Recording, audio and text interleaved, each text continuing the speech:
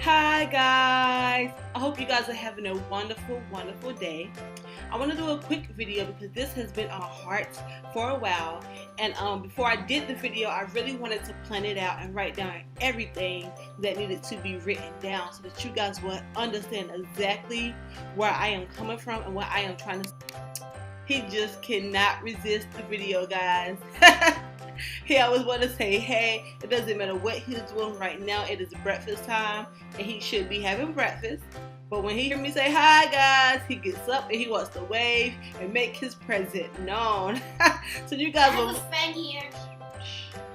surely be hearing more of him and seeing more of him because that is his personality. I just love it. Alright, so let's talk about religion and how we as parents should teach our children about religion. Alright, so let's start.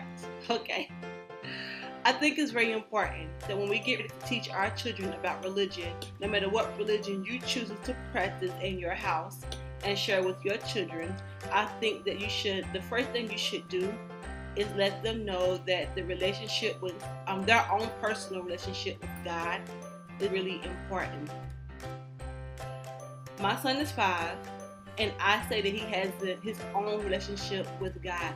There has even been times where he has definitely caught me off guard and blew my mind away with his own personal relationship with God. I remember there was a time when I was just completely stressed out. But as a mom, we all know that we don't allow our children to see us sweat, to see us cry, and to see us stressed out. And I remember in the midst of him playing, he came to me and he was like, Mommy, God sees you. Mommy, God is everywhere. And that moment right there for me was very comforting to know that not only do I, myself, and my husband have a personal relationship with God, that my child at a very tender age of 5 had already developed his own personal relationship with God. I also think that we should start introducing them to our religion, to God, at a very early age. As long as I can remember, even when he was in the womb, I would sing to him. I would sing hymns and I would sing my favorite worship music to him. And then when we had him, he went to children's church as a baby, and then the church at that time, the children's church was amazing. Even when they were babies, they would have small little lessons. They would have praise and worship. They would sing songs. They would just minister to the children to their age and make sure that it was age appropriate. We also should use simple words and simple phrases.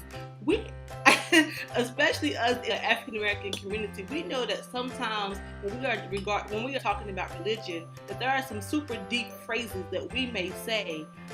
For example, God is sovereign.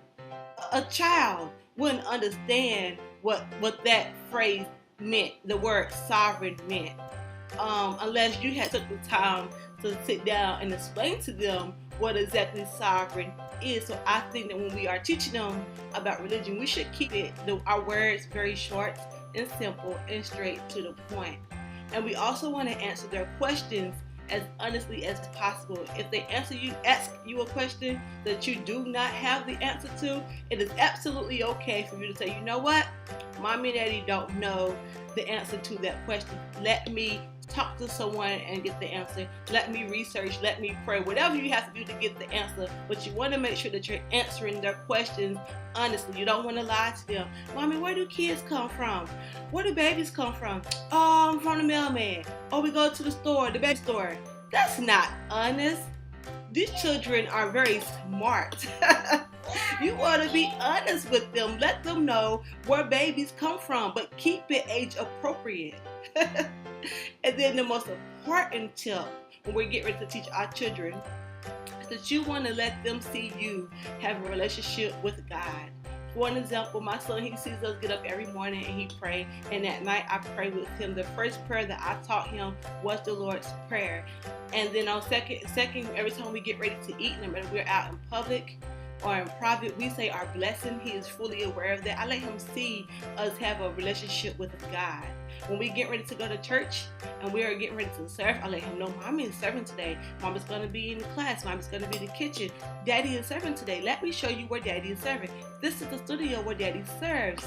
And I let him see other people at our church who was also serving, so that he will grow up to understand that being a servant is an important aspect when it comes to being serving and worshiping God.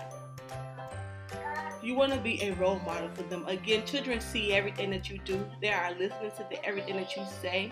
So you have to not only just say it, but you have to do it. You have to walk the walk and talk the talk. If you want them to grow up to have a healthy relationship with God and to develop their own personal relationship with God. What do I use at home? I use the Bible app for kids, and the Bible app for kids is really fun. It's free, it's animated, it's colorful, it's interactive. The stories are short and simple. You can, when you click on the stories, they move, they talk. And I do one story a week at home with CJ. And then at church, in Trinity Church, they do one story a month. So he gets it twice.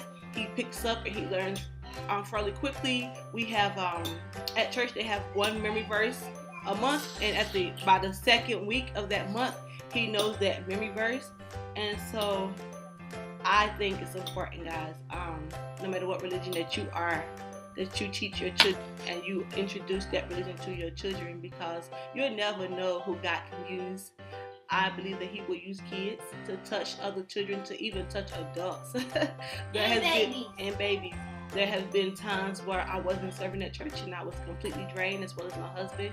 But he pulled us out of bed because he was that excited and that interested in going to church. And that just made my heart feel so great, and I was overjoyed. And that's it. There you have it. If you have any questions, any comments, any concerns, drop it down in the comments. Give this video some likes. Subscribe, share the page with people, let people know what we are doing here at Moms with Thoughts. And again, thank you so much for liking us, for following me, for allowing me to come into your life, to come into your home. I'm appreciate it. Thank you. Bye bye. CJ, do you know about God? Yes. Do he love you? Yes. Who else do we talk about besides God? God and who? And the died on the cross. Who was the guy on the cross? Other guys? There was other guys on the cross, but who was the main guy? Who died for you? Jesus. Jesus, that's right. And does Jesus and God see everything? Yes. And Jesus' angels are watching over us too. And Jesus' angels are watching over us too? Yep. And does he love you? Yeah. How do you know that he loves you? Because the Spirit of the Holy Ghost. Because the Spirit of the Holy Ghost.